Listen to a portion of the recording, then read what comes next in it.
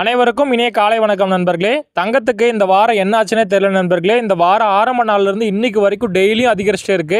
இன்னைக்கும் அதிகரிச்சிருக்கு. ஆனா பெரிய லெவல்ல அதிகரிக்கல, லைட்டா தான் அதிகரிச்சிருக்கு. வாங்க நண்பர்களே, தங்கம் அதிகரிச்சு என்ன விலைக்கு விற்பனை ஆகுது அப்படிங்கறத பார்த்தலாம். அதுக்கு முன்னாடி இந்த வீடியோக்கு ஒரே ஒரு லைக் பண்ணிட்டு வீடியோ கண்டினியூ பாருங்க. முதல்ல 22 கேரட் ஆபரண தங்கம் எவ்வளவு அதிகரிச்சிருக்குங்கிறத பார்க்கலாம். 1 கிராம் 8071 ரூபாய், கிராமுக்கு வெறும் 1 ரூபாய் மட்டும் அதிகரிச்சிருக்கு.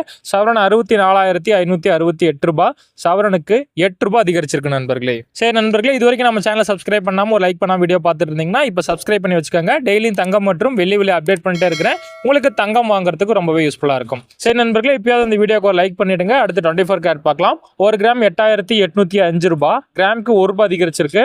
இதுல சவரன் 70,440 ரூபாய், சவரனுக்கு இதுலயும் 8 ரூபாய் அதிகரிச்சிருக்கு நண்பர்களே.